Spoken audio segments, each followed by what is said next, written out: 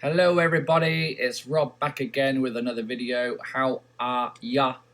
And this video is going to be using Lightroom. I'm going for this kind of soft, rich, colored tone effect, all in Lightroom, where normally I'd probably use Photoshop for this kind of effect, but I wanted to see what we could do, and really I should be doing more Lightroom and Photoshop stuff because of my original subscribers. I just want to thank everyone for sticking with me, and the subscribe count is a bit static at the moment, and I'm looking to get it up to 1,000, which I know is completely nothing for lots of people, but it's amazing for me. I do appreciate each and every one of you.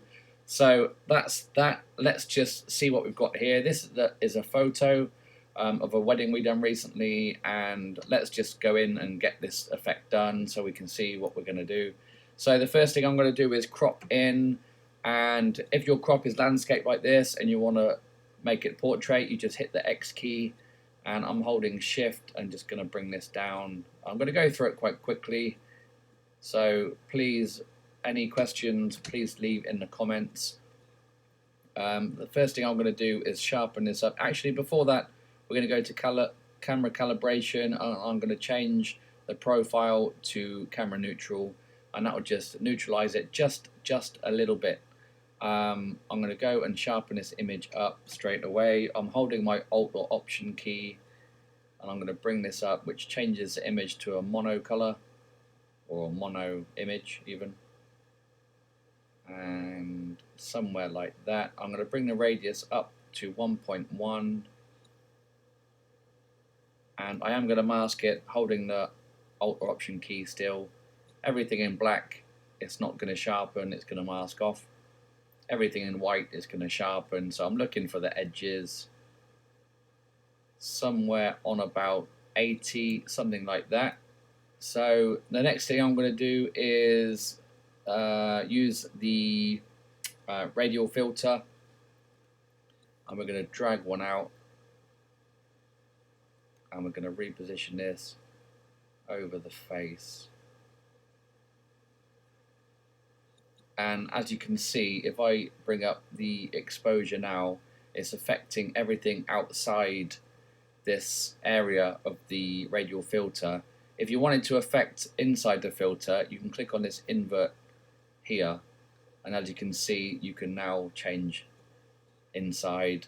And another tip for those that don't know, if you've got lots of sliders and you've adjusted everything and you just want to zero everything, if you just double click on the effect at the top corner, that will zero everything.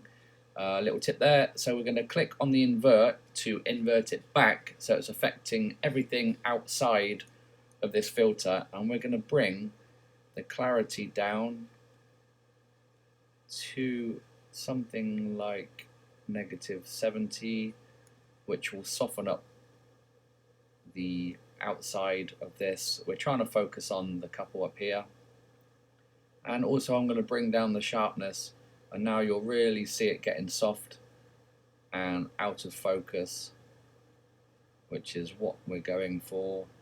So I'm looking at about 80, maybe about 80, something like that. You can see the hands are out of focus, but also we've got this harsh edge now, so we're going to bring the feather from 50 all the way up to about 85, maybe even 90, somewhere like that, and that's perfect. So we're going to click there. So already you can see the focus on the couple outside is blurred. I'm just going to click on the backslash key. That's before and that's after. Obviously the before image has been edited to a point, and then we reset that, so the colors and everything are out at the minute, but we're going to fix that. So we're going to go up to the basic panel, and I'm going to bring the yellows up just a bit, just to warm it up slightly.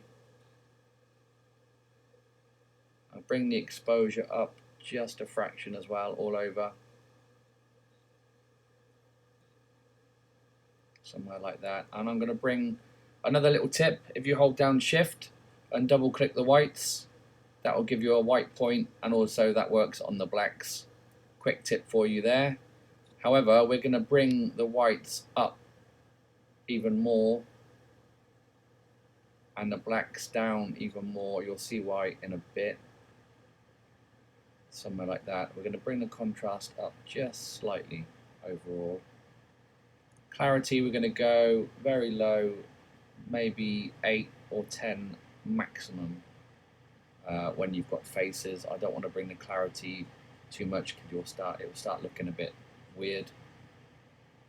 And so we can go into the tone curve now, and I'm going to leave the curve on linear at the minute, and I'm going to go into the channels. You've got RGB, which obviously is the RGB scale all over, but we're going to hit each channel, and if you're clicking on this and you're finding that it's a little bit out of control, you click and then you just make a small adjustment and it goes completely wild. If you hold down your shift key, the alt or option key, it gives you so much more control now, because now if you click and you can push it up, look, see how much more controlled it is. So I'm making really big movements, but it's only moving very slightly. So this is without the alt or option key on. See how quickly it moves? Very, very sensitive. If I hold it down, it's much, much easier to control. So in the shadows area, this is shadows, this area is highlights. I'm just going to bring it so we want a little bit of red in there, but not too much. So I'm holding my alt or option key down, and I'm just going to bring that up very, very gently. That's about enough. And I'm going to bring the blues, I'm going to bring them up as well. I just want to darken it, so I'm adding blue to it. Let's give it a point here.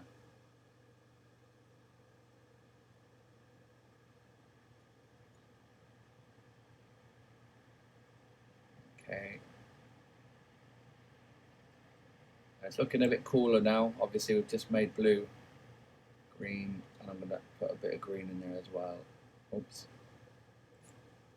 See, that's how sensitive it is if you're not holding the alt or option.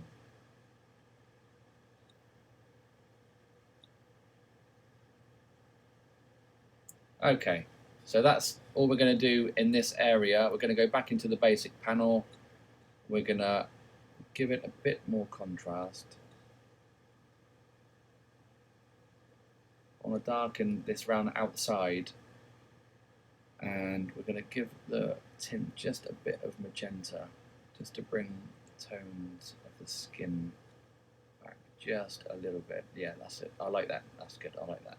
So we've got before and after, and we're going to give it a kind of vignette. Let's bring the highlights down just a fraction, just to bring out a bit more detail in the dress, but we want I kind of like it blown out, so we're going to bring the whites back up. Not too much. And we are going to bring the blacks down just a bit more. So the vibrance we're going to leave, let's bring it up just a bit actually.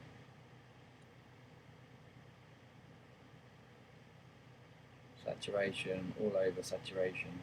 We want to make it like kind of a rich colour. We're going to give it a bit of a vignette. So in effects, we're going to bring the vignette.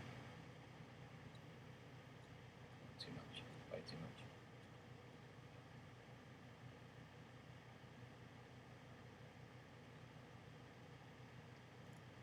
much. Okay, so we've got before and after, somewhere like that. I'm just going to bring a bit more yellow in.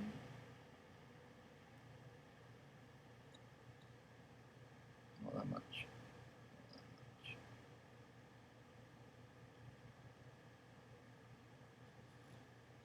Okay, something like that. So that's before, that's after. It's kind of not exactly what I was aiming for, but you get the message, you get the picture. Just going to darken them shadows just a little bit. And I'm I'm going to bring the exposure back up just slightly, just to lighten it all over.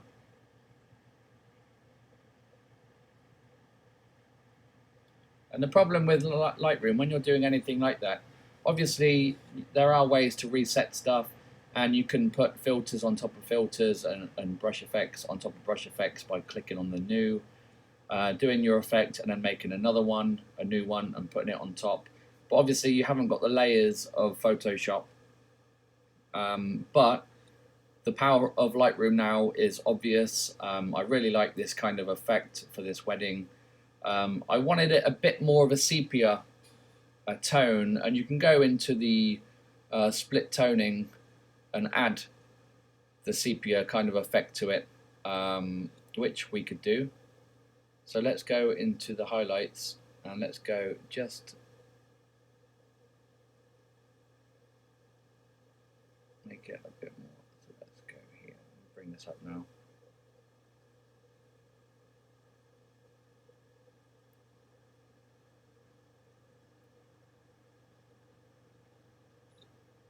That's too much.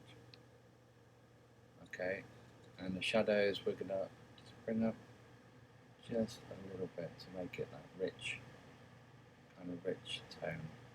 So that's before, that's after. I really like the effect. I like how the dress is blurred and how it kind of gives that, it's not quite blown out, but it just softens everything up on the outside. The focus is on the couple, and it's just a few minutes in Lightroom. I hope you like this. I hope you learned something. Send me some questions and comments and whatever. And don't forget to subscribe. I'm going to hopefully do some more Lightroom stuff. And that is it from me. So thumbs up, like the video, subscribe. It doesn't take that long to click that subscribe button. See you soon. All the best. Take care, guys. And I'll see you on the next video.